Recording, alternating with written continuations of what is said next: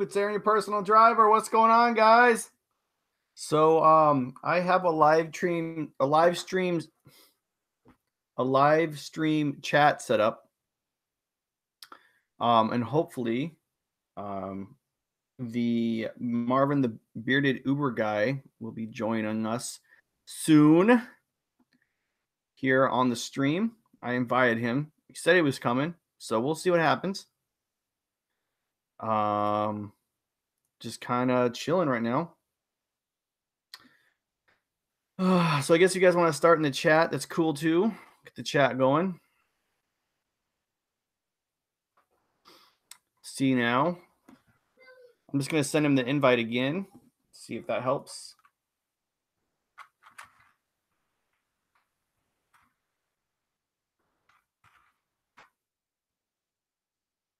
Send it again. Oh, Dark Road Run's in the house. What's up, Dark Road Run?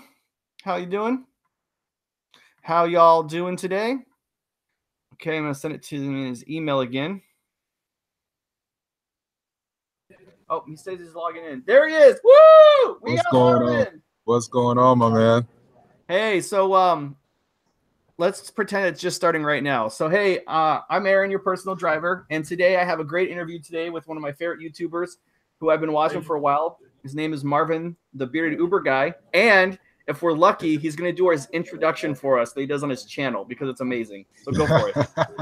What's up, everybody? This is Marvin, the bearded Uber guy with the beardedUberGuy.com, where you drive, get paid, rinse, and repeat. And repeat, yes, sir. You know, I only do that for you, man. You're a good dude. I won't do that ever again for anybody else. Rinse and repeat. I love it. I love it. Yes, sir. So I didn't shave today, so I don't have a beard like you, but I wanted to kind of like be in the family. You know what I mean? Hey, you got a nice 5 o'clock shadow going, my man. It looks good. Yeah. It looks good.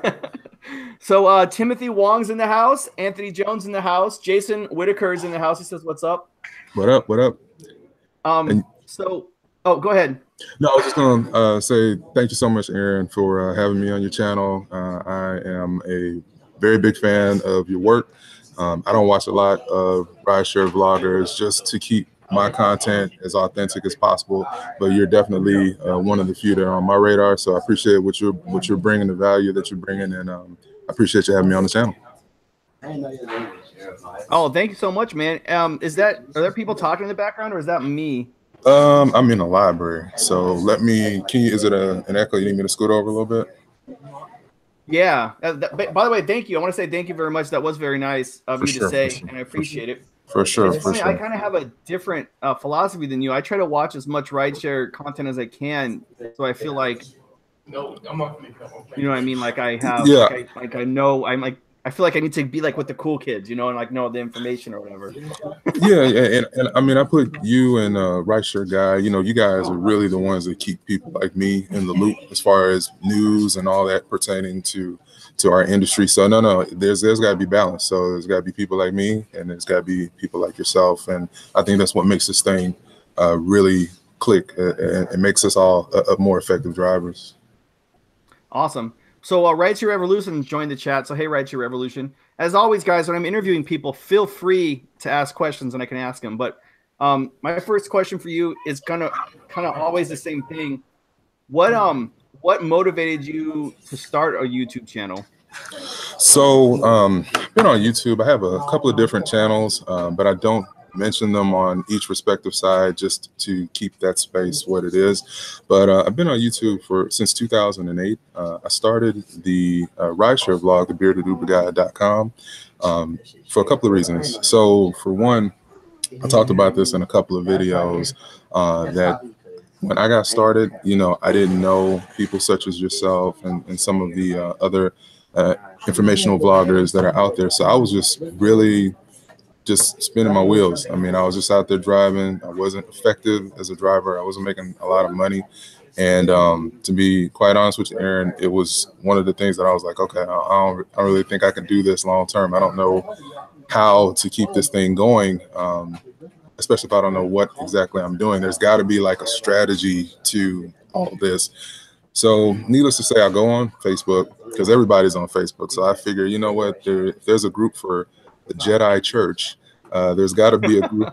There's got to be. Join that. I need to join that. I need to join that page, man. Yeah, man, it's a Jedi church, but you know, Facebook is Facebook, so there's all kinds of niches for any sort of thing. So I started looking up a couple rideshare groups on Facebook, man, and I wasn't getting a lot of help, man. Everyone was really just, everyone's kind of, they go for dolo, they don't really. It wasn't a lot of help. So I figured, you know what, let me take my bumps, take my L's, and learn this thing along the way, and then bring it on YouTube, and hopefully people learn from my mistakes and my growing pains in this rideshare. And I feel like I add my comedy and, the special thing that I think I bring to the table. And it's so far so good. The beardedUberGuy.com is doing very well, and we're just keeping it pushing for 2018 and beyond. Yeah, I don't even have a website, and I just look at your website. I'm just like, oh, man, he's so much smarter than I am. That's such a middle web chat. No, man. I was honestly, I was inspired by the Simple Driver to do a website. His page is just, I don't know if you've heard of him, but the Simple Driver is is a good dude. He looks like he's based in Atlanta. And so I do know the Simple Driver. I'm sorry I had to leave real quick because my kid fell out of the top bunk. I don't know if you guys heard the smash in the background. He was watching videos because I tried to get him out of here so that we can do the chat without the kids running around. The edge of his bunk bed, and he fell back. Oh snap! Is she okay? Right now. Is he okay? I'm sorry. He's okay. Yeah, he's fine. Right, so luckily I have the wireless headphones so I could hear you talk. I'm sorry to abandon you in the middle of the live stream. No, you're good. But anyway, Fernando Rodriguez is in the house. Tom Freeland is in the house. Dano Smith is in the house. What's up, guys? How you doing? Tom Freeland, what's up? That's my boy. He's a real big supporter. What's up? Yeah, he's a good guy. Fernando says he has a funny story about leaving his gym clothes in the trunk and making his car smell bad. Is that you, or is that talking about? Yeah, that was me. That was how I quickly lost my 5-star rating. Man, let me tell you something, and you probably can agree to this, Aaron. When we're in our vehicles, we spend a lot of time in our cars, especially if we have other gigs, day jobs, and all that stuff. So a lot of everyday smells in your vehicle, you're kind of used to it. You know what I'm saying? Especially if it's not that new car smell. So in my instance, man, I was leaving the gym, and I do a really good job of put my gym clothes. It's a shower at my gym, so I get ready for work and all that. Put my clothes in a bag. I think it's airtight, and I leave my main gig. I start driving, man, and all of a sudden I noticed my first few rides, it was real silent, and it's normally some good conversation going back and forth. Yeah, and I'm noticing people in the ride, because I'm I try not to be a creep, but I'm driving, but I'm always looking in my rear view mirror, and I'm noticing that people are like looking around and like not talking at all, and I'm just like, what's going on? But I pay it no mind. I come back 2 days later, I see that my ratings have dropped, and in the little feedback that drivers give, I saw my professionalism had gone down. I saw my hygiene was a big issue for a lot of people. I'm like, what are they talking about hygiene? I do process of elimination, man, and it was the gym clothes, bro. They were funky, man. It was really bad. Yeah. Well, that's why I always suggest you get Febreze with Tide to make your car smell like laundry. And if you watch it in my live streams, you notice almost every time I pick somebody up, and definitely every time I pick up a female, like the name is a female name anyway, I always spray the Febreze with Tide. Yeah. I don't know, first off, what other customers are leaving, right? Because some people are kind of funky when they sit in the car. Yeah. And if you don't, you get that layer of just like gunk, people gunk. Yeah. I don't know if you've ever done this experiment in like a school or class or whatever like that, but like where every day you wipe the same spot on a piece of paper over, and then you watch over the term as it turns the different colors. Well, that's the oil on your finger just from one touch. So imagine people sitting there sweating in the back of your seat over months and months and months, how that's going to affect the smell in the back of your car. So, yeah. No, yeah. He likes to join the live chat and just chill. So it's his favorite thing. I definitely learned now to keep Febreze in my vehicle. I keep a couple of bottles, as a matter of fact, because you're right. I mean, everyday smells, smokers, people leaving the gym, going to the gym, all that stuff. It definitely is something. It was a one-time thing, and it never happened again. Now my car is. I'm a fan of essential oils in the vehicle. What are your thoughts on? Oh, like where you put the you like plug it into the cigarette. Yeah, you can do that, or you actually I just spray it. And you have a little bottle, and I just kind of after every ride, I just hit the back seat, with a couple sprays, and it's mango butter is where my wife and I got it. We were in Harlem, and it's essential oils aplenty out there, so that's what I've been using. But yeah, definitely, it's important. I've never gotten into essential oils, but when I worked at the courthouse before this job, everyone had their own little essential oils. It was like an essential oil warehouse there. Everyone had their own thing.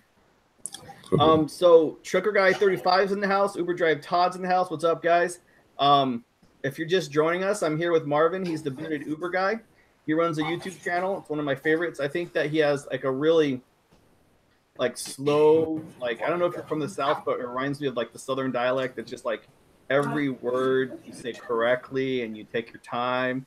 And your comedy, I think, is hilarious because it's like you're on your edge of your seat waiting for you to get where you're going, and you talk so slow and purposeful that it takes forever. And when you get there, it's hilarious, which is funny in contrast to me, which I talk so fast. I got that West Coast mindset when I talk, where it's just like blah blah blah, 100 miles a minute. You good.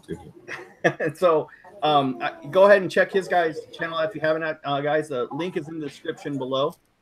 I wanted to change the topic a little bit to, I know that we had talked about earnings and Harry the Rideshare guy did a survey and stuff like that, but it seems like the big news to come out in the last couple of weeks is driverless cars. Have you been following that controversy at all? Yeah, I think it was a really unfortunate situation with the person. It was a young lady that was hit by by the autonomous vehicle. I really didn't think that autonomous vehicles was going to grow any legs, and I feel like now more than ever that's not.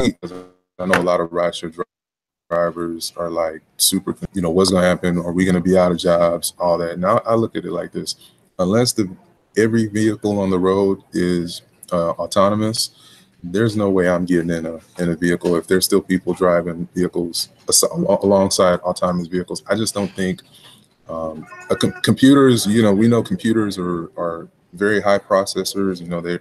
They do all sorts of amazing calculations, but there's a couple of articles that talk about how the human brain works like several supercomputers. So I need to know that in my mind, when I'm driving and I'm able to make those quick decisions, I just don't personally think that a computer is going to do what the human brain is able to accomplish, at least not yet. I mean, we hope that never happens, because then movies like Terminator and all that kind of stuff would be a reality. But it's unfortunate, man. And I just think that they really need to go back to the drawing board with that concept.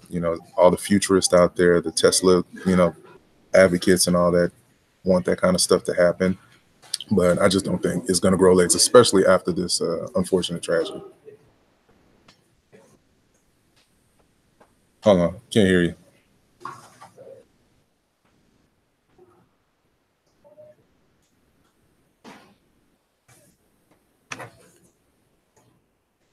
Can you hear me? Thumbs up if you can hear me.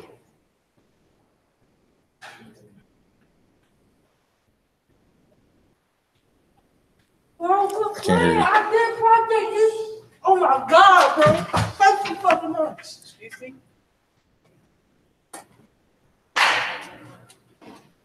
Can you guys hear me? Hello? Okay, yeah, I can hear you now. Yeah, I can hear you now. That was scary there for a second. I don't know why my thing wasn't working. I think what happened was my kid unplugged the cord with his foot. So I had to do some emergency changes there. So first off, Scott's in the house. What's up, Scott? What's up, Johnny? Okay, if you're talking about video games, go back to your room. I'm live on the internet. Say hi to everybody. My kids always like to interrupt my live streams. Anyway, Rideshare Revolution agrees with you. He says in the chat here, that's exactly how I feel about automated cars. So my personal opinion on it is I hate the idea of automated cars. I've never liked it, but I feel like it's inevitable. I just kind of feel like when you look at it from the business standpoint, it's so much cheaper for Uber to have an automated car than it is for a driver. And so that's where it's going to go. But that being said, I predicted that Uber was going to be the first automated car to kill somebody, because their program has been like notoriously bad. I did a live stream about it a couple weeks ago where someone, like investors, looked at all these different companies, Lyft, Waymo, Chrysler, all these companies getting into it, and Uber ranked last in their autonomous vehicle program. They're so far behind that I thought what they were going to do is exactly what they did, which is push too hard, too fast, and trying to leapfrog everybody else. So it's terrible what happened, but I almost felt like it was going to happen. Did you know that there are trucks, like long bed, long road flatbeds that are automated right now that Uber's running? No, I think I did see an article about that. I think through the Rideshare guy. I think that is really, really dangerous, in my opinion, because if you had a situation where an 18-wheeler or a truck as big as what you described hit somebody, I mean, that's going to be a nightmare. And the thing about Uber is that they don't need any more bad news. I mean, with everything. You're not kidding. Yeah, with everything going on with their CEO and all of that stuff, like you said, they're pushing too hard, too fast, and they're the innovators. They are still, regardless of anything that they do, they're still the 800-pound gorilla. They're who all these other companies are trying to, keep up with. But I really think they need to take a step back and look at other ways to innovate. I would be super happy if they looked for ways to compensate us more, but keep their prices to their passengers low. That would be innovation. I was hoping that would come through on one of the 180 days of change, but I don't think driverless cars is going to be the way that they're going to increase their market share. It's just, in my opinion, I think it's going to set them back a little bit. Well, to be honest with you, they can't increase their market share. Lyft keeps cutting into their market share over and over again. and it's because they are seen as the good guys, in a lot of ways. Lyft, I'm not really partial to one or the other, but if you told me which one do I make more money with, by and large, I get a larger share of the fare with Lyft, at least in my markets. And I drive in two markets now, the Georgia market, and then when I was living in Texas. So I just don't see how this is going to help them, help them long term. But it looks like it's something that they still want to try to make happen. And I think once their PR team, really helps make this situation go away, I think they're going to take another run at it personally. And I just hope that, they go about it a different way. Yeah. And the other thing is, I feel like people tip more on Lyft. I feel like it's been part of the culture since the beginning. Whereas on Uber, it's tipping is kind of a new thing. So I think that I make more money on Lyft, even though I kind of get the same from both, but because people tip more. And so let me ask you a question in regards to that quickly. I know we probably have some bullet points we want to go through, but do you find that, because I've heard this in several circles, that Lyft passengers are nicer than Uber passengers? What's been your experience? When I was in Seattle and in Portland, that was the case there. But here in San Francisco, this is like tech center. Everyone has Uber, Lyft, and any other app, right? If you want food delivery, you have Postmates, Caviar, DoorDash, you name it. Everyone has the app on their phone. So there's not really a difference in San Francisco between Lyft and Uber passengers. But I still think, like I said, when I was in the Northwest, that it was easily that they were cooler, younger, nicer, that kind of stuff. Gotcha. And you said Lyft tips more in your experience as far as what you've seen? Yeah, I feel like that it's part of the norm. It's always been on Lyft, so people who drive Lyft are just used to it. And for a while, Uber was big on don't tip. Like they didn't want you to tip your driver at all. Yeah. So I think over time it'll get better, but right now that's the way it is. Gotcha. Just real quick, Kenneth Cooper's in the house. What's up, Kenneth? Good to see you on here. Darth Driver, he's new to the chat. What's up, Darth? I'm going to assume he's one of your fans, probably, right? What up, Darth? It sounds familiar. Yeah. But welcome to the chat, man. I always love new customers, on the live stream. And I just linked it up on my Facebook group. And if you're not a part of it now, guys, make sure you join the Uber Lyft Hustle Gang. That's on Facebook. That's a Facebook group. Remember, I was saying at the beginning about just not really being able to find a lot of help in this industry and learning how to get better online as far as on Facebook, because there's a lot of groups out there that are super snarky and cynical drivers that really should stop driving, but for whatever reason are still driving. So I started angry drivers. Angry driver. There you go. You got it. You got it. So if you're on Facebook right now, jump on the group, guys. It's about a couple hundred now, or over 200. It's the Uber, Lyft, Hustle, HUSTLE gang, and join the conversation. Sounds awesome. So Darth Driver says that maybe they'll focus on drivers now that their automated car system isn't working so well, because it sounds like they're cutting and running on that. The Arizona governor isn't going to let it operate anymore. And then he also says here in Chicago, Lyft passengers were nicer, but ever since the delete Uber movement, they're equally shitty. No comment. No comment. I know here in Atlanta, Lyft is like massive. Like they are in the airports. They have their marketing, promo stuff all over the airport. Getting the free rideshare code and all that stuff. So they definitely control a lot of the big markets here in Georgia. Uber, not so much. Definitely Lyft. So I guess it just depends on your market. But let me ask you a quick question while I have you, Aaron. I was asking this group on the Uber, Lyft, Hustle gang, what do you find has been your best practices that allow you to make consistent income and it just works for your secret sauce, if you wouldn't mind sharing it with both of our audiences? Like what has been your secret sauce, and how can a person hack that and do it in their respective market?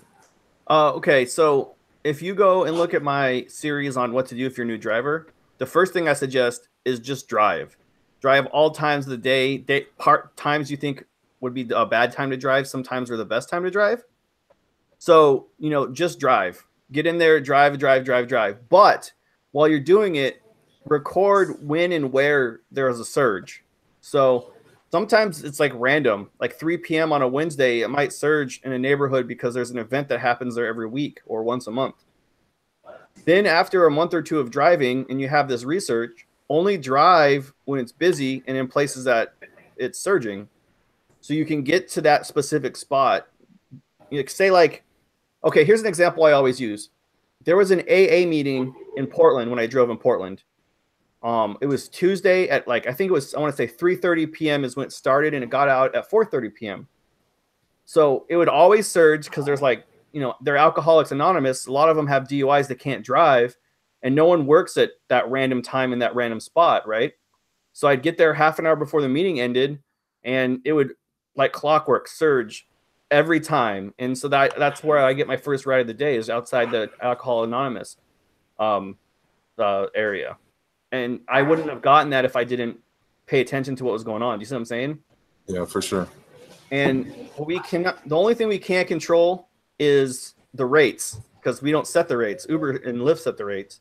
So you have to maximize every ride as much as you can. So for me, I think the best idea is, once you have enough knowledge, about your area, about your market, is drive when there is surge and in places when there's surge. And that doesn't work in every market. Like if you drive in Chicago, it's just busy all day, every day. So anytime you want to drive there, you can do it. It's like the busiest market. I find as well that bus stops, bus stations have been really secret spots for me. A lot of people do the airports, and that's cool if that's where you make your money. I'm definitely not here to tell you how to reinvent your wheel, but I've learned that the bus stops have been big keys for me. Train stations, and the cool thing about bus stops and train stations is that you don't have to sit in a queue. I mean, the way I hack it, and I'm big on hacker culture, ways to do things more effectively. So what I do is I actually go on Greyhound.com, Megabus.com. Those are the two big stations out here, and I'm looking at the arrival times for all the buses, and I go with whatever works on my schedule. If there's 60 to 100 people, on a couple buses, 1 or 2 or 3 or 10 of those individuals are going to call Ubers and Lyfts. And so I literally sit there, there's no queue. And as soon as the bus pulls in, 5 minutes later, I get a hit, and they typically tend to be long runs, which are why a lot of us go to the airports, because we're hoping for those, those long runs. So for me, my attention is too short to sit in an airport for 2-3 hours. Oh man, I hate the airport. but see, a lot of people, you know, you gotta, in some cities, you gotta have the permits and all that stuff. Ain't nobody got time for that. So my time is money when I drive. So I'm literally looking for where can I get the biggest opportunities for the long runs. And I have found consistently that the bus stops and train stations, by and large, with those schedules in hand, I'm there, and there's no other drivers that are there. So I definitely want you guys, if you don't glean anything from listening to me, incorporate bus stops and train stations in your everyday schedule during the week. So I think that's a great tip. So let's catch up with the chat here. Darth Driver says, yeah, most Facebook groups are for rideshare are super negative. Right to Revolution says Darth is the Lyft master of Chicago with 0 videos. That's good. Good on him, I guess. OKC Party Uber in the house. What's up, man? Welcome to the stream. What up? Tom Freeman says, try to look at those groups and see people complaining about how it's dead, and then go out and get rides. So while they're busy complaining, go make your money. I like it. For sure. Uber Driver Top dropped a super chat. So everyone can I get some hearts in the chat? There's your heart. I always give hearts out to people who drive the super chats. You didn't say anything though, so thank you, Uber Driver Todd, for the donation. OKC Party Uber says, hey, Dark Road Run, I haven't forgot that you subbed to my channel. I'm working on getting mine going. Oh, cool. So OKC Party Uber, I hope that you I wish you well on this wild YouTube run. It's wild. And Dorothy Zaff says hello. And lastly, we have Richard R in the house. He just joined. What's up, guys? So I guess the next question I'm going to ask you is, what specific plans do you have for the future? Are you going to expand the business at all? Or yeah, so I mean, for now, I'm just having fun, you know, learning this whole rideshare thing. I haven't, you know, driven as long as a lot of people. This is one of many side hustles for me. I'm new to the state of Georgia, as I've said on my channel. Just moved here. My family and I just moved here a couple months ago. So my biggest thing as it relates to the channel is to just continue to provide value, continue to record when I have something to talk about, and continue to make mistakes, learn from those mistakes, and share those best practices with other people. So what I'd like to do, a couple things that are in the works, what I'm able to talk about now is that working on an ebook as it relates to rideshare. I think it's a specific way it's going to be presented that I think is something that's completely out of the norm. Can't talk about it, of course, until the deal is done, but working on an ebook, and then just continuing to offer my rideshare coaching services for individuals that want to learn my best practices outside of the videos, maybe a situation specific to their situation that they want to talk through. I do have a lot of rideshare coaching clients, so that's something that I do. Ebook is coming, and then rideshare coaching, and just more videos, just having fun. So you offer rideshare coaching as a service, I'm guessing. Then that's something people can sign up for. Yes, through the beardeduberguy.com. Yes, sir. Okay, is that fun or?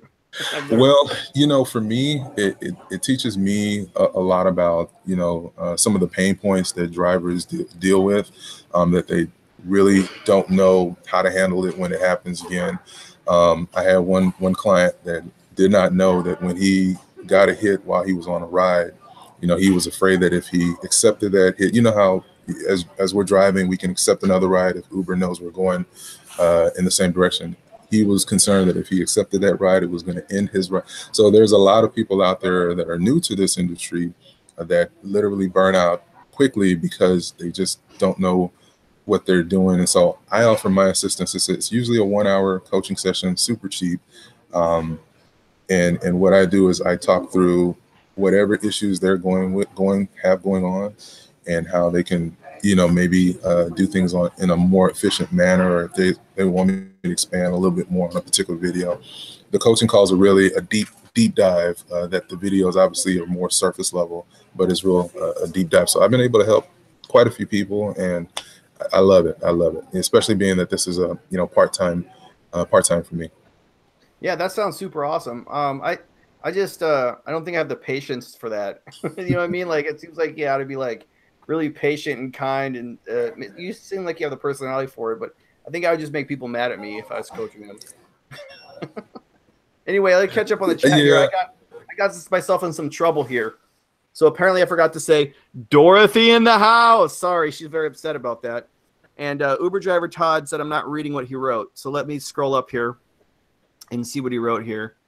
When we were talking about automated cars, he said he wanted an automated wife. So that's like, I guess that's a joke. That's kind of funny. He also said Lyft sucks in Houston. I think most things suck in Houston, if to be honest. I'm more of a Dallas guy if I'm in Texas. That's where I was in, man. Houston? Houston, man. H-Town. Rockets every day. Yes, sir. Yeah, yes, sir. I like Austin and Dallas. I'm not too big of a fan of Houston. So I hope you don't hang up and hate me forever for that. But well, my wife's from Dallas, so you're good in my book. But what I will say quickly about the Houston market as it relates to Lyft is that Lyft had left because of some issues with the city, and they recently come back. So Uber definitely controls the market. But I think, again, I'm a fan driver for both. So you may not get as many hits for Houston drivers out there. You may not get as many hits on the Lyft platform, but the ones you do get, you definitely get a larger portion of the fare than you would, with Uber, which, we all know. Yeah, I hear you there. He also said, as a suggestion for when we were talking about our tips and tricks, he said, just don't listen to Uberman. What was your thought on that whole beef stuff that Uberman had with not Uberman, but that other guy had with Uberman and the simple driver? Like, I know it was a while ago and it's already squashed, but what was your thoughts on that? So he said you guys are sellouts, and I think that it's obvious that they're sellouts, right? Like, they took money from Uber to basically do a commercial on their YouTube channel. But I don't see anything wrong with that. Like, if Uber wants to pay someone money, like, why are you getting mad at them for like, life's a hustle, man. You got to hustle. So true. I think if Uber came up to you and said, here, I'm gonna give you like $7,000. Can you ask me these questions and record it and put it on a YouTube channel? Like, are you gonna say no? Like, I don't think very many people are gonna say no. I think people are probably gonna take the money. So, like, yeah, they're sellouts, but like, at least Uberman was honest about it. Like, Uberman was like, hey, I took money to do this commercial for them, and I don't care. I thought the simple driver was a little bit more dishonest at first, but then he came out with his own video where he said, like, yeah, I took some money to do this. So as long as you're being honest with your audience, I don't have any problem at all with somebody taking money for something. In fact, if Uber's listening, I will definitely take money to do an interview with you, but I have a feeling that they would not be happy with the interview I gave them. Oh, Lordy. Yeah, I mean, for me, obviously, my name is the bearded Uber guy. So, I'm not partial to one or the other. It just sounded cool at the time, and the name was available on YouTube. So I ran with it. But I think personally that, again, full disclosure is super important. I think whether or not they were compensated, I think isn't obvious. So for people to have gotten upset, about them doing the interview with Uber, I think if Lyft wanted to talk with, Uberman and the simple driver, I don't think either one of those gentlemen would have opposed doing that. That way, you at least get the appearance of being fair and balanced. But personally, I think everybody's hustling. I think if you're an Uber driver or a Lyft driver, there's a hustle to you within you, whether you're doing it, to make ends meet in the meantime, or is this just an extra gig that you have on top of your main gig? I don't know. And if you're compensated in the process, it's kind of an understanding. It's kind of what they say, what's understood need not be spoken. That's the way I approached it. I knew they were probably paid, and who cared? The information was good, and it was what it was. Yeah, that's good. Well, I think that's good advice. And we're not too far off on our opinions, I think, very much. So we got to catch up with the chat real quick. Dorothy asks, how often do you provide your coaching sessions? So let's start with that one. So the coaching sessions are scheduled a couple days or a couple weeks in advance. You just hit me up, thebeardeduberguy@gmail.com.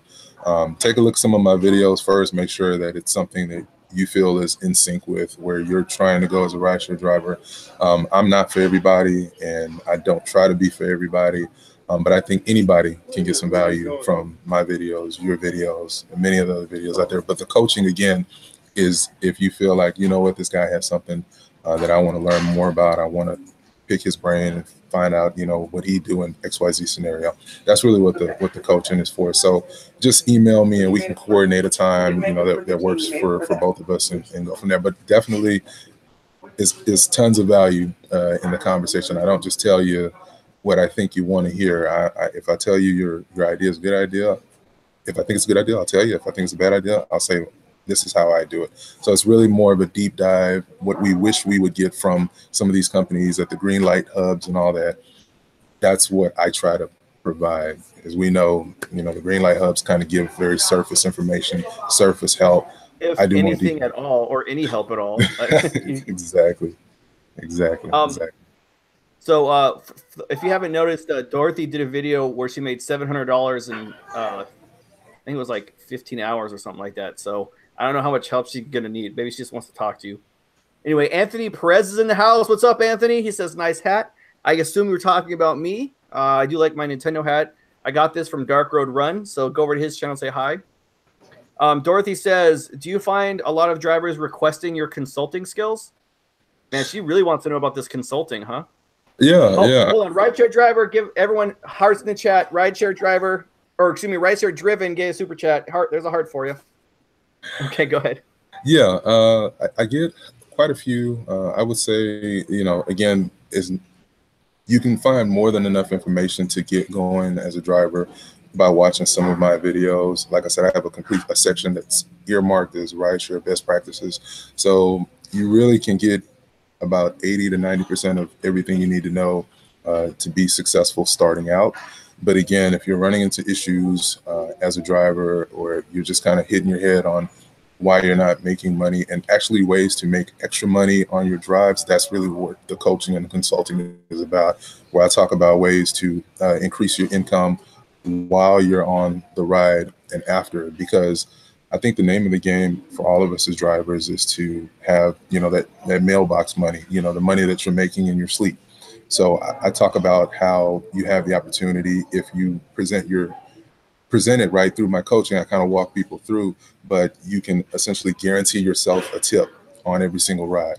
Now, it's a virtually guarantee yourself a tip on every ride, but I tell you exactly how to hack it and make money in your sleep through referring passengers to try, maybe if you're driving on the Lyft platform, referring them to try out Uber and vice versa. And I kind of talk through my ways to do it without coming off salesy. And a couple of other ways that, again, the coaching allows me to do more deep dive in your situation, in your market. I do a lot of traveling. So I know a lot of these markets here in the United States and what I picked up and things along the way. So I think it's a lot of value that's in it. But watch the videos first on my channel. Make sure that your question isn't answered in that specific video that I may have done. And if you want to talk more about it, then that's what the coaching's for. Okay, man, the chat is blowing up. So guys, I'm going to do my best to catch up with you, but if I miss something, I apologize. You guys are chatting it up a storm today. So first off, another heart goes out to Uber driver Todd, who dropped another super chat. I appreciate that, Todd. OKC Party Uber says, Aaron, I took your idea. On a tablet, I put Mario Kart on a 10-inch screen in my car, and I also hooked it up to an Xbox One and let them watch DVD players in the back of the car. So that's cool. Good job, OKC Party Uber. I have video games in my car. Do you offer any other amenities in your car other than just a ride?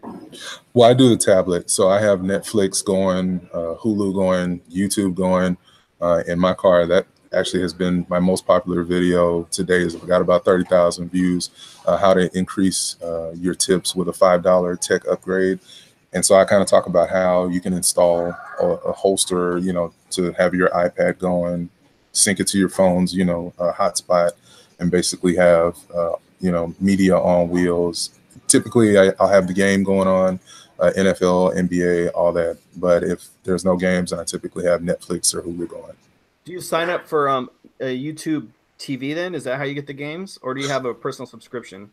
Well, as it relates to games, we know on YouTube that you can, if you search it a couple of ways, you can get live streams from it for any sports games. And it's right there on the main YouTube page. Typically, if you go in the live feeds where videos such as yours, different streams that are going on, and, you know, the game's there, you know, as far as NFL or NBA and, you know, people watch it. And I also have an antenna that I got from Walmart that you actually can turn your tablet into a local, you can get local television stations. The actual brand, I will probably do a video on it because I don't have it offhand. But yeah, you can watch local TV through an antenna that you stick in your car, and that's what I do as well. Yeah, that's pretty cool. I have YouTube TV, so I actually don't have cable at the house. I only have cable on the tablet, so that's what I personally use.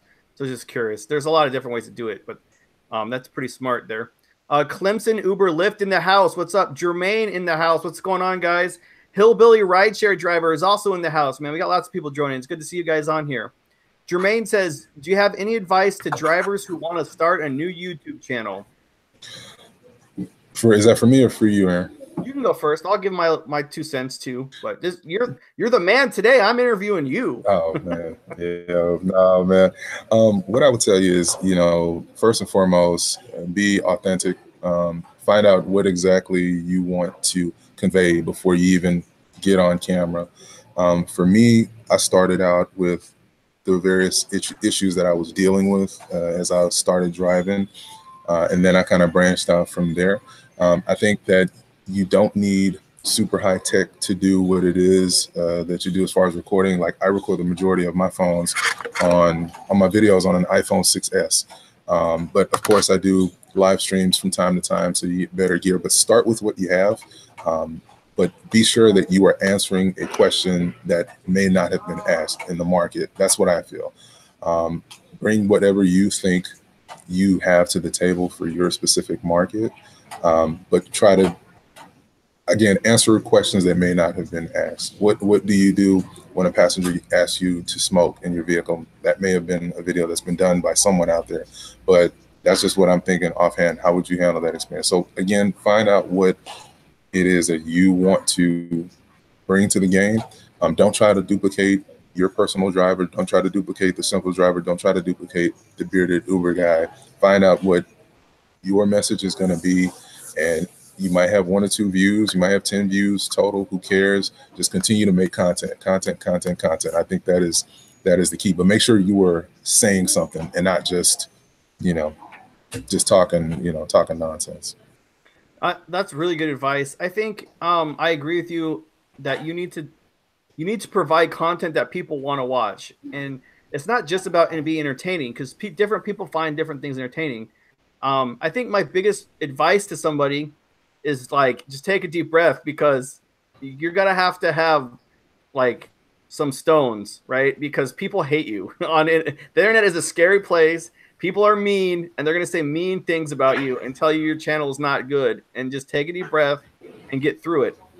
Man, let me just say quickly, I actually have, it's funny you mentioned it, Aaron. I actually have a video coming called The Bearded Uber Guy Reads Mean Tweets, you know, similar to the mean tweets and shows that we see.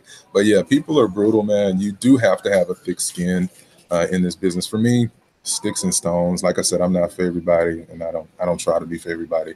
But for my audience, you know, that's who I try to serve. I look at them as family, and I try to make sure if you're serving dinner to your family that the food is good. And I don't worry about, you know, the peanut gallery is what I call it.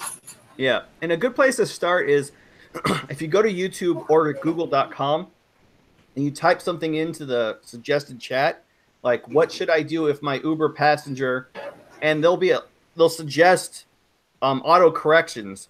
And what that is in Google and YouTube both, that's what people are searching for. So if you need a topic idea, type something into the chat having to do with Uber or Lyft or Rideshare, and look for what other people are asking for.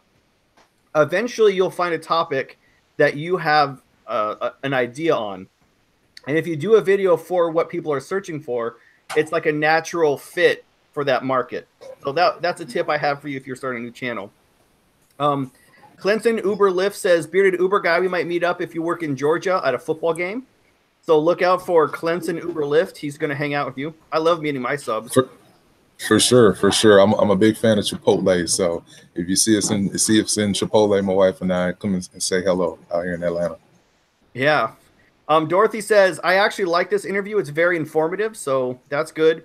Uber driver Todd said this guy rocks. I don't know if he's talking about me. I'm guessing he's talking about you probably. It's you. It's you. It's you. You're awesome. Oh, Jermaine. Oh, let's give Jermaine a heart. We just answered a question for him, so he dropped a super chat. I think that's a thank you. So thanks, Jermaine. I hope we helped you.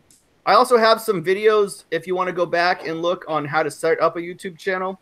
And if you want to go watch that too, there's some more details I have there and there. And I do want to say quickly, a lot of people hit me up about like creating a website.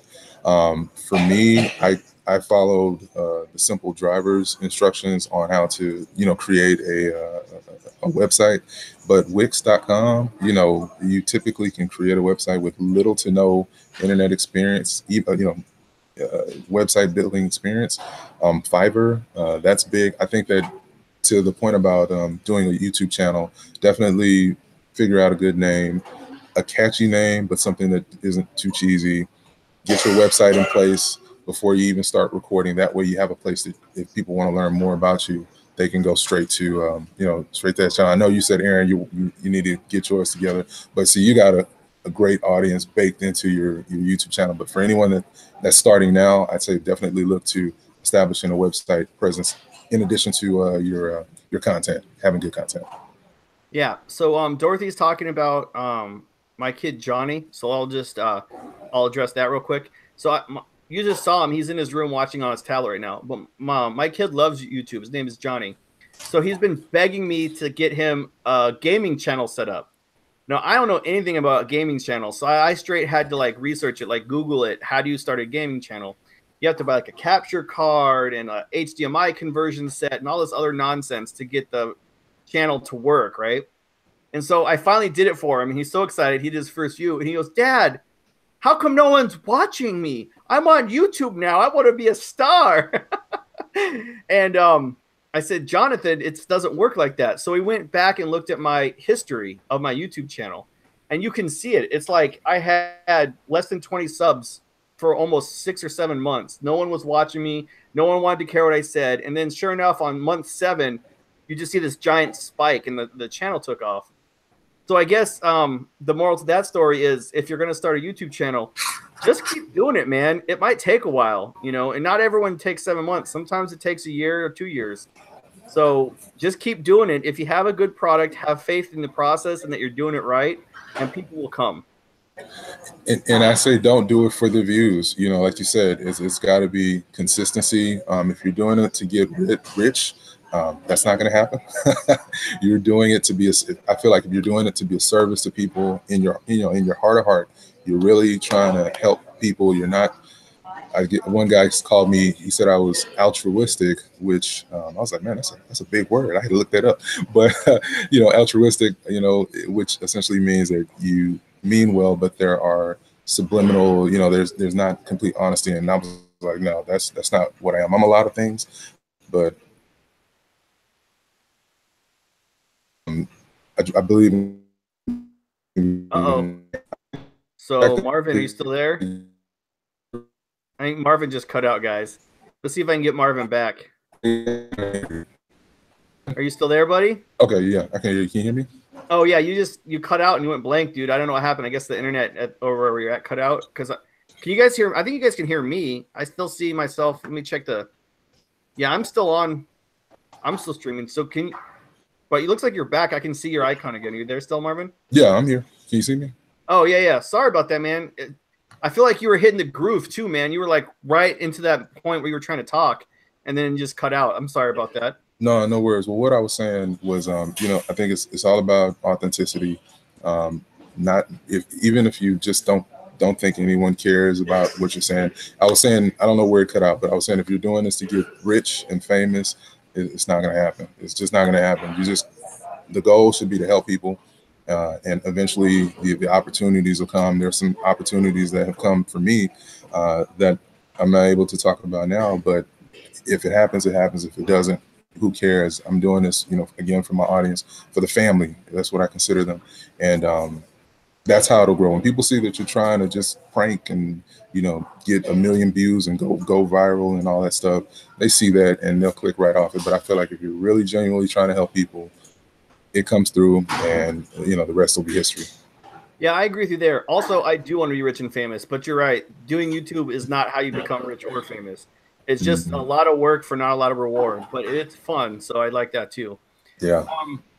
Clemson Uber Lyft says, good interview. I'd like to see more of these live streams. Clemson, go ahead and hit that subscribe button and the YouTube bell icon, that stupid bell icon. I do this every Wednesday at 1 p.m., man. And if you go to my channel, there's a huge backlog, so you can watch all the interviews you want. So yeah, I'm glad that you're enjoying the content. The nice thing about interviews is I don't have to be smart or fun or interesting. I have these great, awesome guests who are they do everything. So Marvin's making this a good interview. So thank him. I appreciate it. I appreciate it. M Silverhammer's in the house. Welcome, buddy. I like it when you join in the chat. It's always good to see you back here. M Silver, what's up? What's up? That's my guy. Oh, that's your boy, huh? Yeah, he's a big YouTube watcher. Yeah. He's a good dude. Good dude. Make sure you guys, if you're not subscribed to my YouTube channel, I know you linked it up, but I just dropped the chat in, just checking in with everybody in the chat. I'm watching the chat and it is on fire. Make sure you subscribe if you like the videos. Again, if you like the videos, please subscribe. If you don't like the videos, at least hit the thumbs up button for me. All right, cool. Yeah, no, yeah, definitely. Like I said, the description is in the link, or the link. I can't talk. I do this for a living. I can't even talk. How many times have I said this before? In the description, there's a link to Marvin's channel. So go ahead and hit that if you like what he has to say today. Silverhammer asks, when's the next big Uber strike? I don't know. Hopefully soon. So Uber driver Todd says, we have downpours in Houston right now. It's raining in Texas. Oh, Night Rideshare in the house. What's up, man? I like my name of my YouTube account, but it violates too many copyright laws. That's what he said.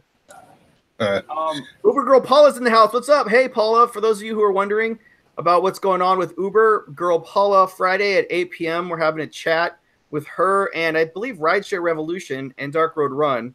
So it's good to see you in here, Uber. Rideshare Oklahoman in the house. I'm here until I'm pinged. Well, welcome to the chat, man. I appreciate you being here. Uber driver Todd said he didn't do this last Friday. I don't know what that means. Are you talking to me, Uber driver Todd? Be more specific next time so I can answer that question. Uber girl Paula in Monterey says, looking forward to Friday's chat. Yes, me too. Oh, he's a new rideshare YouTuber. So Rideshare Oklahoma man, welcome to the YouTube community, man. It's a wild ride. Jason Oler in the house. What's up, man? He says, hey, your opinion on doing only airport runs at SFO for a day. Good strategy. So I'm sorry, Marvin. This is going to be a question for me. I know that you don't particularly like airport rides, but I'm here in San Francisco. Yeah. And I say never get into the SF airport queue unless there is less than 50 people in queue. You just wait too long, and you make too much money in San Francisco. It's $1.15 a mile, so you don't even need surge, and you're making good money in San Francisco. Especially if you have Quest or you're doing Lyft. I just say stay out of the queue unless it's really not busy. Yeah, California is a big market. LAX and SFO, again, that market, and it looks like they are really needing drivers out there. If you hadn't signed up for Lyft or Uber, they're paying drivers up to $1,000 on the Lyft platform out there. So apparently that market is major. So my airport advice really was specific to Texas and Georgia when you have the bus stops. It's just another option if you don't want to do the airports. But no, I personally don't do it because I just don't need to do it. But if you're making money, hey, I'm not going to tell you not to do what's making you money. Yeah, so I actually have an electric car I do rideshare in. So that's kind of a unique thing just for this guy here. So I will get into the airport queue when I need to charge because I know I'm going to be there for an hour or an hour and a half, and I'll just charge the car in the queue while I'm waiting for my next ride. But if I don't need to charge, I never stay in the airport queue. I just get out. There's another ride waiting for you in San Francisco. Uber girl Paula says it's sunny in Monterey. Oh, I guess she's hating on the Houston rain. It's always sunny in California, though. You gotta like it out here. Silverhammer says, in conjunction with the strike that he wants to happen, he says fuel jumped 30 cents a gallon in some places. That's got to be a common theme for you, right? Gas is always going up. Yeah, I do. I get emails from time to time as far as what kind of vehicle to use for rideshare. I'm a fan of hybrids. I personally drive a hybrid, so the gas, I get 40 miles to the gallon, so gas is not a big issue for me. But you know, in your particular city, if gas is an issue, that's something to factor as it relates to, you know, maybe you don't use your main vehicle to do rideshare. Maybe you use another vehicle, an older vehicle that you may have in the garage as well. But you definitely have to factor that into your cost and just try to make the most of your miles when you're driving. That way, if you're burning gas, it's because you're making money in the process. Yeah, it's just frustrating for me. First off, I don't worry about gas because I have an electric car, so it doesn't bother me. But I know most drivers do drive a car that needs gas, and rates keep going down, but gas keeps going up. And I feel like there should be more of an ebb and flow, right? Like if gasoline prices go up, I think the rates should go up with it. And when the gas prices come down, if Uber and Lyft really need to lower the rates, that's when they should do it. But it seems like it's going in opposite directions now. It's kind of upsetting for me. For sure, for sure. Dark Road Run just made an announcement. He said, "I will shave my eyebrows if I get 100 viewers on this upcoming March 30th 8 p.m. collab." So Dark Road Run, Uber Girl Paula, and Rideshare Revolution are going to do a YouTube chat. So if you want to see a Dark Road Run shave his eyebrows, go watch. And Dorothy says she'll be watching just because she wants to see Dark Road Run to have no eyebrows. That's hilarious. Uber Girl Paula says she's paying $3.89 a gallon right now in Monterey. You're welcome. Jason Oliver says, thank you for answering my question. You're welcome. If you want more specific questions on airports, Jason Oler, I actually did a video. It's an hour and a half on airport ride strategy. So you can go look at that if you'd like. Uber driver Todd says, what did the fox say? I think that's about that song. What's your best? What did the fox say? There you go. Sing it for us. That's all I know. I know it's a fox noise. M Silverhammer says, I get airport requests outside of the queue when demand is high, but to drive. Oh, hold on. Someone's knocking on the door. Let me see what's going on. Answer or just say something real quick. For sure, for sure. So I will take a look at the comments here, guys. What's going on? Friendly reminder, if you, again, haven't checked out our Facebook group that I started called the Uber Lyft Hustle, Hustle gang on Facebook. A lot of good content there. I'm not doing a lot of the talking. There's other drivers from all over the United States, all over the world that's sharing their best practices. So jump on that on Facebook, guys, and I'd love to have you guys join the conversation. I was just telling everybody, Aaron, about the Facebook group, the Uber Lyft Hustle Gang. If you're tired of the group that you're a part of, it's a lot of snarkiness, a lot of negativity. None of that is allowed in the group. It's a safe space. So come holler at us. Oh, it's safe space. I like safe spaces. People make fun of safe spaces, but they're for realsies. I love them. So whoever sent me this, thank you. I'll open it later on the live chat. Apparently someone wants me to do advertising for them or something. So whoever you are, thanks. I just signed for a package. I'm getting Uber stuff in the mail, man. That's awesome. How you know you made it big time when people send you stuff for free. You made it, man. You made it. Hopefully it's something cool like a dash cam, but it's probably an Uber sticker or something like that. They want me to sell them. Let's get back to the chat here. Dark Road Run said he'll shave his eyebrows if 25 people are in there if he gets super chat money. His eyebrows are cheap now. Darth Driver says, I've been saying that for the longest. I don't know what you're talking about specifically, but I'm glad that we agree on that. Anthony Perez says, man, I have got to get a fancy name for Uber or Lyft, lol. I think Anthony is fine. It's a fine name. Rideshare Oklahoma Man says, I'm back and had to take a quick run. How much money did you make? Man, if you're working during our live streams and you take a ping and you don't even tell us how much you made, that's rude, man. That's rude. We all want to know how much you made, Rideshare Oklahoma Man. Uber girl Paula says she avoids SFO. That's probably a good idea. Dark Road Run linked your website and says join Uber Lyft Hustle Game on Facebook. Dark gang. Driver. Oh, gang? Yeah, like a gang, not a real Bloods and Crips, but gang. Hustle gang. Gang. No, he wrote it right. I just am bad at reading, I guess. Oh, for sure, for sure. Darth Driver said, it's almost a universal truth that airport rides are the worst.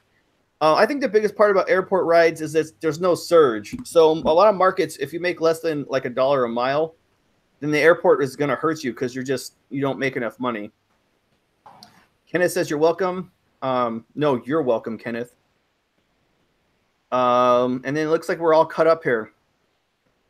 Tom Freeland says, I agree with Darth, and they take you out of your market. That's true. So if you're in a smaller market, like especially on the East Coast with those small states, if you take an airport run, there's a chance you could get dropped off in an area where you can't operate anymore. And then you have just dead miles on the way back. So let me ask you a question, Aaron. Okay. I'm sorry. It's a little bit of a lag here. It's this library Wi-Fi. I'm sorry. What's your thoughts, man? I have a lot of people hit me as far as what they can do if they're deactivated because of passenger, fraud, basically. What are your, how do you tell people, how can you explain to people if they're concerned about, getting deactivated? And if they are deactivated, is there a way that you can get, reactivated? It depends. Okay, so it depends on what you're deactivated for. There are some just no-goes. So if you accept a ride and you cancel that ride for any reason, that hurts your not your acceptance rating. That's fine. You can accept as few rides as you want to, but your cancellation rating, right? If you're deactivated on Uber or Lyft for your cancellation rate being too high, that is a no-go cancellation. You cannot get back on the house or not be back on the platform. Other things, like if your ratings are too low, like you're getting too many 1 and 2 stars, can be remedied. So if you get deactivated for customer service reasons, like too many bad comments or your rating is too low, if you go to the actual in-house like Uber Green Hub area and you say, hey, I got deactivated because my rating is too low, it's basically like a class, think of it like a traffic class. You know how if you get a ticket, defensive driving. Yeah, you take a defensive driving course, and then they take the points off your ticket, and then you don't have to pay the fine. It's the same thing with Uber. So if you're deactivated for customer service reasons, you can take a class, an Uber class, and they will reactivate you after that. Now, if it is something like drunk driving or like say the customer says you're intoxicated or something like that, that is a totally different matter. So there are actually lawyers now in a lot of markets that are big, like here in California, for example, where you have to go to the attorney and they will do the proper things to get you reactivated. But the number one thing I tell everybody is you have to get a dash cam. Get a dash cam, because if that customer reports you as intoxicated, you can bring the footage in to Uber's greenhouse, and they will set all that kind of stuff up for you and look at the footage, and they can tell, to their best acknowledgement, if that makes sense or not. Gotcha. Now, I will say this. Seattle is the only place in the country where there's a union. I used to work in Seattle. It's very hard to deactivate drivers randomly in Seattle because every time you're deactivated, the union then takes it under their power to get you back on the platform. And so they'll demand Uber provide proper evidence that you should have been deactivated. So I know a lot of industries, unions are kind of outdated, right? They don't really work anymore. But I really, really think every city should have its own Uber union for stuff like that, because you need to collectively get together and set your own rules. Otherwise, Uber's just going to run shot over you. So those are 3 different topics on 3 different ways of getting deactivated. But that's the problem with deactivation, is you can get deactivated for so many different things. It's hard to get too specific. So I hope that answered your question. Did that help at all? Yeah, it did. And I always tell people, if you're driving for both platforms and you get deactivated on one, it's not the end of the world because you're already signed up to drive for Uber or Lyft, vice versa. So I always tell people, if you're concerned about your livelihood, if you're ever deactivated, you better be driving on both platforms if you aren't already.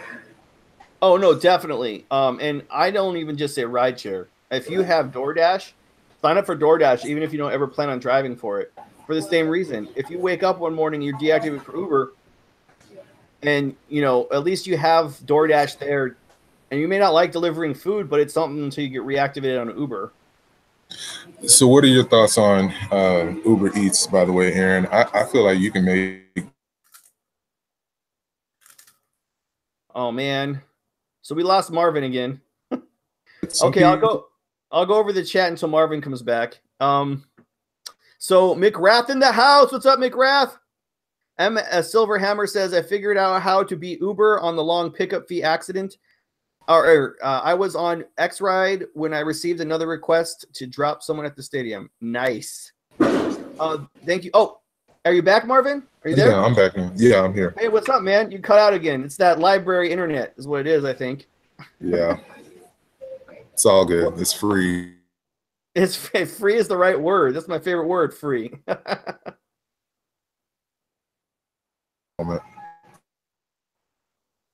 Oh man, we're having some technical difficulties. That way it should solve the problem. Yeah, no, you're good. It's just so many people use the library internet that sometimes it fluctuate with connectivity.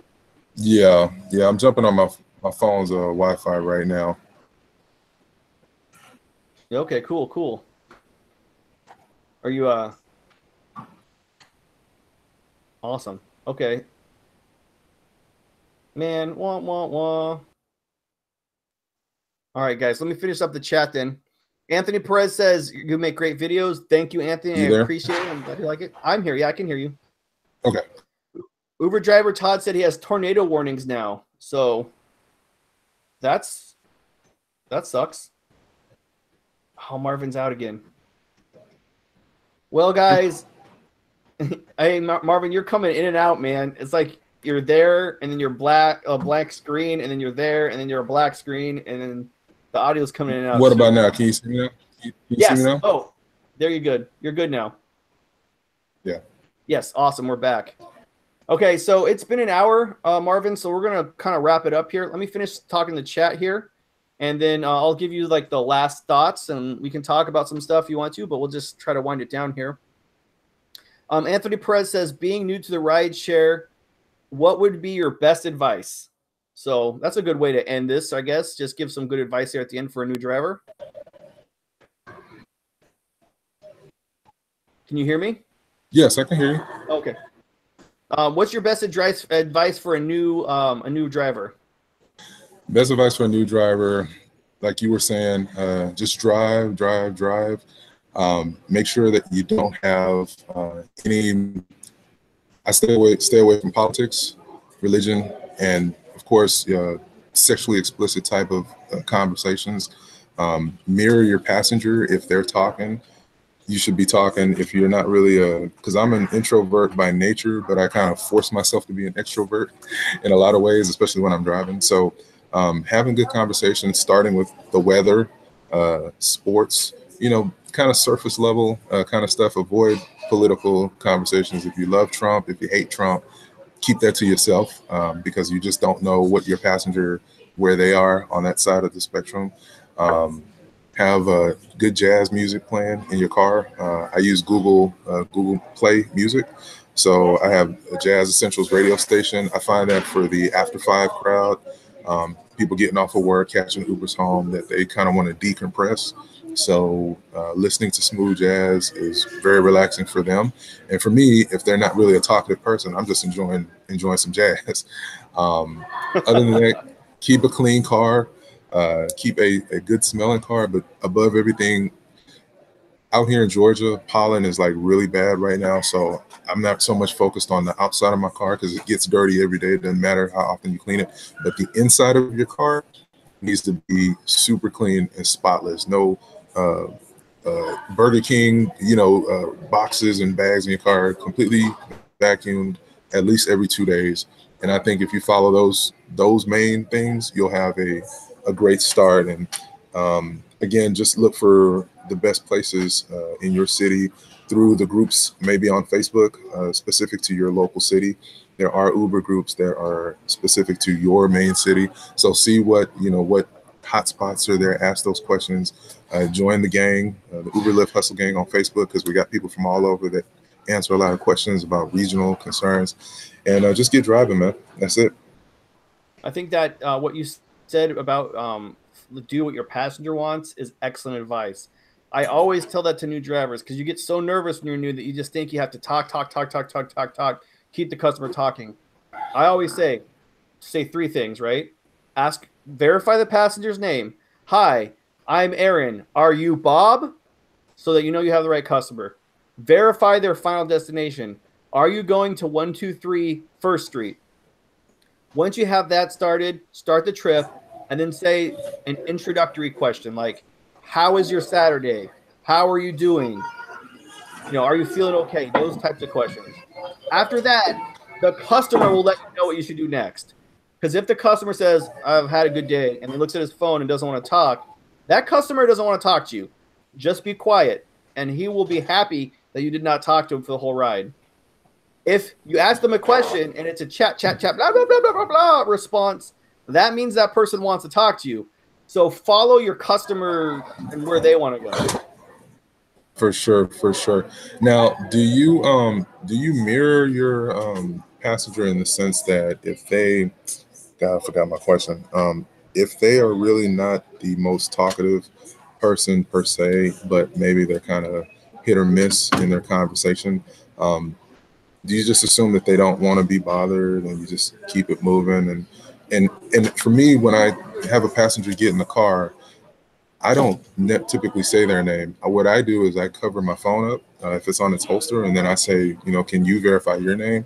For me, that's kept a lot of, like, especially at big games where it might be several cars that look like mine and they just hop in my car. That allows me to verify that who's in my car is the actual person that's supposed to be in my vehicle. That's what I do. But I heard you were saying that you asked them if they are Bob Johnson or whatever the case is. Yes, so that's a good tip, especially in crowded places. So what I personally do is I say, are you looking for Aaron? And they get confused because my name is Aaron, so that forces them to look on the app to see if they are, or in response to that they'll say, oh, I'm Michelle or whatever.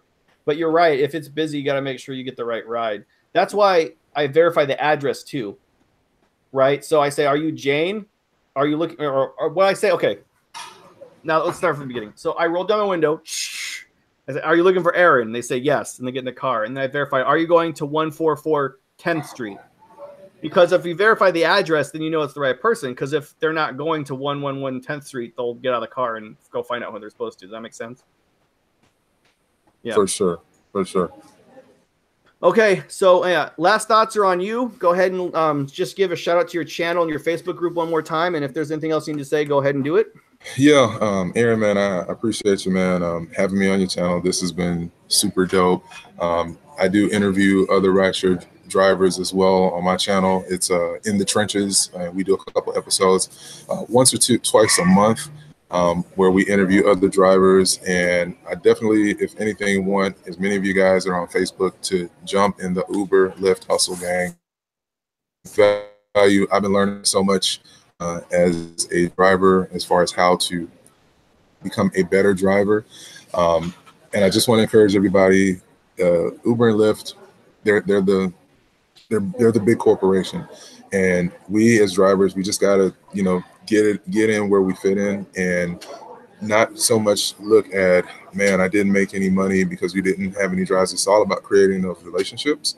And I think if you wake up every day going after each ride as though they're going to give you $100 tip, one day you're going to get that $100 tip. That's the way that I approach it. I have fun.